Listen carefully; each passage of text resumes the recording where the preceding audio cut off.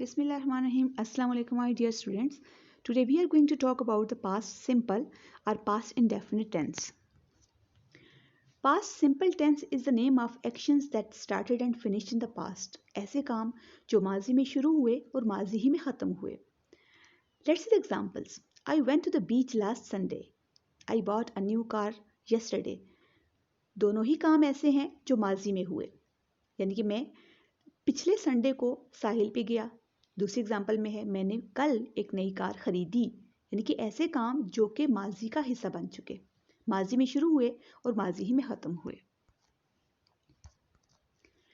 It can be used to describe events that happened over a period of time in the past but not now. ऐसे काम जो कि माजी में हुए, गुजरे हुए वक्त में, ख़ास वक्त में हुए, लेकिन अब वो नहीं हो रहे या वो नहीं होते. Example is I lived in Asia for 2 years. मैं 2 सालों तक एशिया में रहा.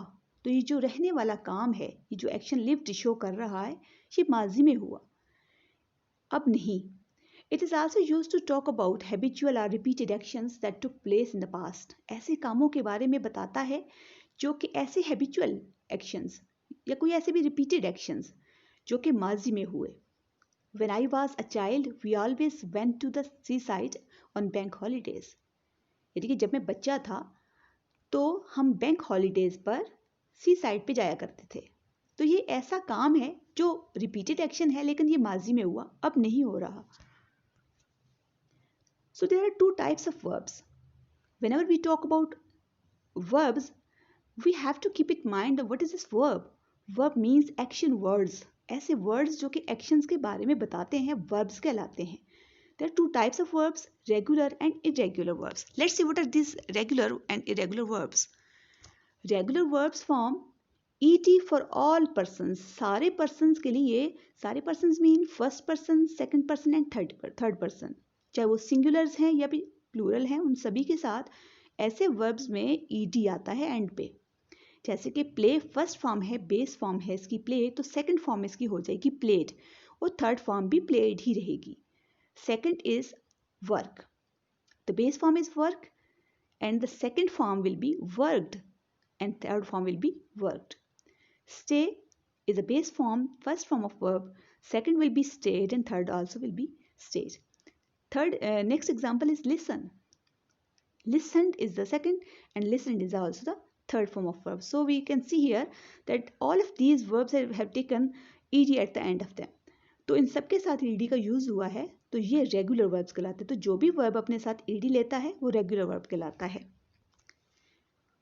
Let's see irregular verbs. The form changes from infinitives, usually with a vowel change. It means कोई भी वर्ब जो अपने इन्फिनेटिव से चेंज होता है. इन्फिनेटिव्स मीन्स बेस फॉर्म से, अपनी फर्स्ट फॉर्म से चेंज होता है, स्पेशली वॉवल की चेंज के साथ, तो वो इरेगुलर वर्ब कहलाएगा. It can be grouped according to certain change patterns which helps to memorise them. तो ये कुछ ऐसे चेंजिंग पैटर्न्स के साथ होते हैं, कुछ ऐसे पैटर्न्स के साथ जो कि जिनको याद करना भी आसान होता है. जैसे सी देखना, सा देखा, सीन देखा हुआ. अब यहाँ पे देखें तो सी, सा और सीन का पैटर्न ऐसा है, फर्स्ट फॉर्म और स्पेशली थर्ड के साथ इनका पैटर्न ऐसा चलता है कि जिनमें को मेमोराइज करना भी आसान हो जाता है. Some examples of irregular verbs are speak with base form and second form will be spoke, third will be spoken. Eat is the first form, ate will be second and eaten will be third form. See first form, sa is the second form and seen will be third. Fly first form, flew second form and flown will be third. Think is first form, thought second and thought will be third form. यहाँ पे आप देख सकते हैं कि vowels change हुए हैं. तो वॉवल्स की चेंज के साथ इनका पैटर्न डिफरेंट है. तो ये डिफरेंट पैटर्न्स के साथ हैं, चेंजिंग पैटर्न्स के साथ हैं, तो हम इन्हें कहते हैं इरेगुलर वर्ब्स हैं ये. Verbs to be. What is this verbs to be? Actually, we are talking about this to be.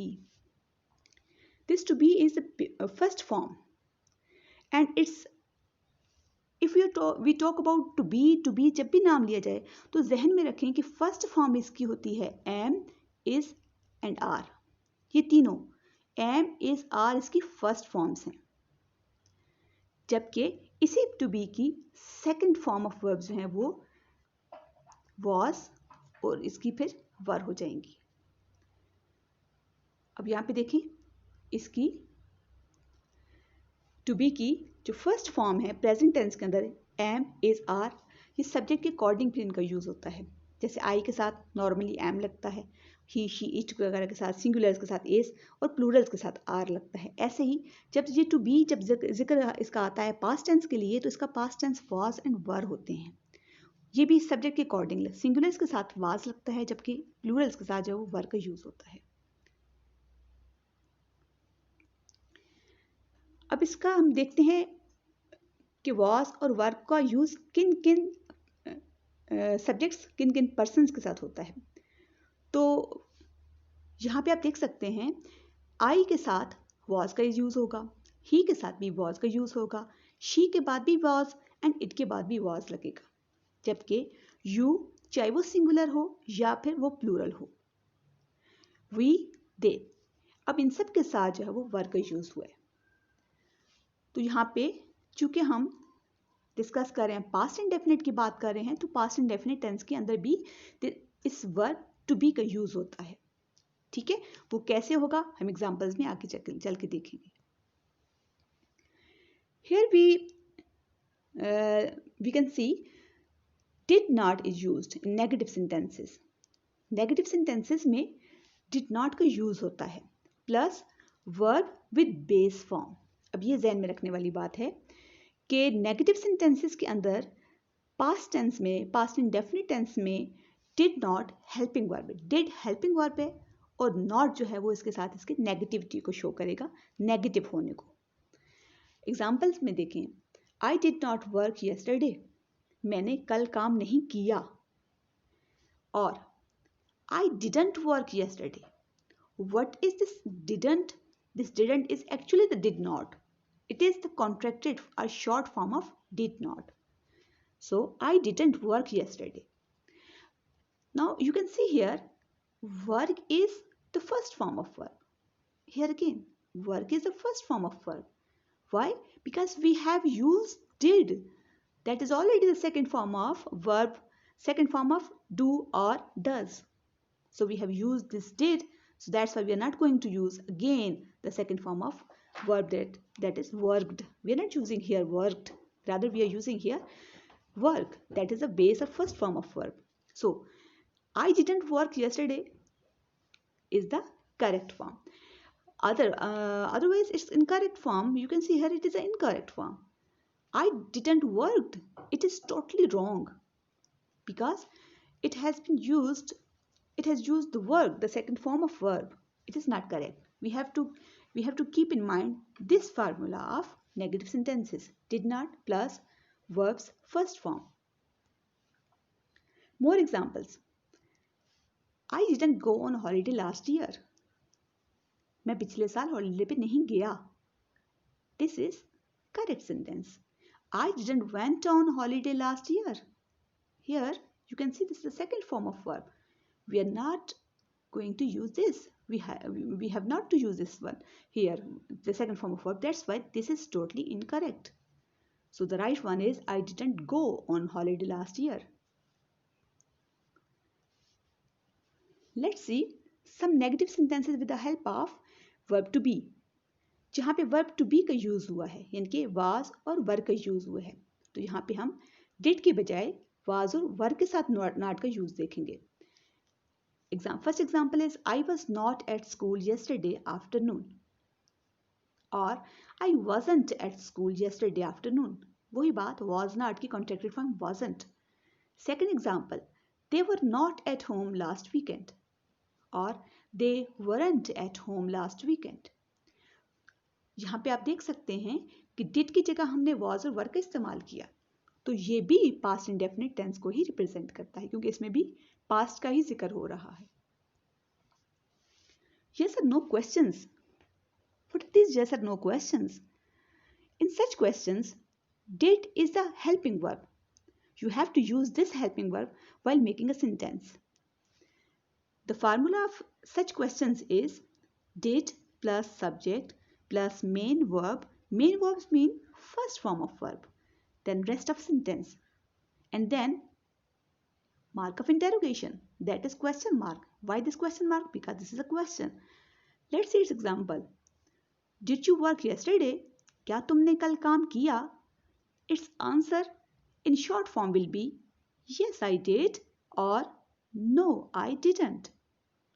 अब यहाँ पे देखें, वही हमने did नेगेटिव में बनाने के लिए आंसर में ले आए, और क्वेश्चन में बनाना हो तो उसको सबसे बाहर पहले निकाल लें, सब्जेक्ट से पहले यूज करेंगे, एंड में क्वेश्चन मार्क डालेंगे, तो वही आपका सिंपल चेंज हो जाएगा। इंटेरोगेटिव सेंटेंस में क्वेश्चन में चेंज हो जाएगा, जबकि उसको अगर आप अंदर यूज करेंगे, सब्जेक्ट के बाद यूज करेंगे नेगेटिव बनाने के लिए, तो उसके साथ आप पॉजिटिव बनाएं या फिर नेगेटिव बनाएं, दोनों सूरतों में शॉर्ट फॉर्म में आप उसको इस्तेमाल सब्जेक्ट के बाद कर सकते हैं। Now let's see some questions with the help of verb to be. अब यहाँ पे did के बजाय हमने verb to be को यूज किया। To be means second form of be. हमने be के second forms को यूज करना है, was और were को यूज करना है questions बनाने के लिए। So the same formula is applied here. Was and were come before subject, then subject and rest of the sentence, and then comes the mark of interrogation, the sign of interrogation. Example is were you at home last weekend? क्या पिछले weekend पे आप घर थे? The answer in short form will be yes I was, and in negative it will be no I wasn't. The same is the case just like the did. जैसे हमने did को इस्तेमाल किया वैसे ही हमने वॉज और वर को भी इस्तेमाल करना है। यहाँ पे सिर्फ ये चीज़ ध्यान में रखनी है आपने, वॉज का इस्तेमाल सिंगुलर्स के साथ होगा और वर का इस्तेमाल प्लूरल्स के साथ होगा। Let's see some more examples. All together in affirmative sentences, negative, questions, short answers in simple form and negative form. First example is I worked, मैंने काम किया. I didn't work, मैंने काम नहीं किया. Did I work, क्या मैंने काम किया? Yes I did, जी हाँ मैंने किया. No I didn't, नहीं मैंने नहीं किया. Similarly, the second is he worked, उसने काम किया. He did not work or he didn't work, उसने काम नहीं किया. Did he work, क्या उसने काम किया? Yes he did, जी हाँ उसने किया. No he didn't, नहीं उसने नहीं किया. She worked, उसने काम किया. She didn't work, उसने काम नहीं किया. Did she work, क्या उसने काम किया? Yes she did, जी हाँ उसने काम किया. नो शी डिडंट, नहीं उसने नहीं किया. इसी तरह से आप देख सकते हैं सिर्फ यहाँ पे इनके सब के साथ सिर्फ सब्जेक्ट्स का जो पर्सन्स हैं वो चेंज हुए हैं. आई, पहले में आई, सेकंड में ही, फिर she, it, you, we and they. अब इनमें आप पर्सन्स वाइज अगर आप चेक करें तो इनमें चीज़ें सारा पैटर्न वही है, सिर्फ इनमें पर्सन्स चेंज हो रहे हैं. तो सारे एग्जांपल्स बाकी सिमिलर हैं. It worked, it didn't work, did it work, yes it did, no it didn't. You worked, you didn't work, did you work, yes you did, no you didn't. We worked, we didn't work, did we work, yes we did, no we didn't. They worked, they didn't work, did they work, yes they did, no they didn't. एक और भी चीज़ आप यहाँ पे देख रहे जो हमने पीछे अभी किया उसको तो यहाँ पे एक दफ़ा फिर रिवाइज कर लेते हैं कि ये देखें डिड के बाद वर्ब की फर्स्ट फॉर्म का यूज़ हुआ है, जबकि सिंपल सेंटेंस में अफर्मेटिव केस में second form of verb use हुई है, जबकि नेगेटिव में फर्स्ट फॉर्म यूज़ हुई है. इसी तरह से इंटेरोगेटिव में भी फर्स्ट फॉर्म यूज़ हुई है. फिर आप देखें कि बाकी जो जितने भी शॉर्ट आंसर्स हैं उनमें तो वैसे भी डिड ही का यूज़ हुआ, या डिड का या फिर डिडंट का. तो ये सारा पैटर्न इसी तरह से, इसमें सिर्फ यही चीज़ें हैं याद रखने वाली, बाकी इसमें कोई मुश्किल नहीं है. Now remember in positive sentences examples are I played football yesterday, मैंने कल फुटबॉल खेली. I went home early on Saturday, मैं सैटरडे में घर गया. नेगेटिव सेंटेंसेस में I didn't play football yesterday. I didn't go home early on Saturdays. yes or no questions में did you play football yesterday? Did you go home early on Saturday? Let's remember some usage of verb to be. In positive sentences, example is I was in London last year. In negative sentence example is they weren't at home last weekend. And in yes or no questions, the example is were you ill yesterday? Thanks for your attention. I hope you have understood all the questions and all the things altogether. Thank you so much. Allah Hafiz.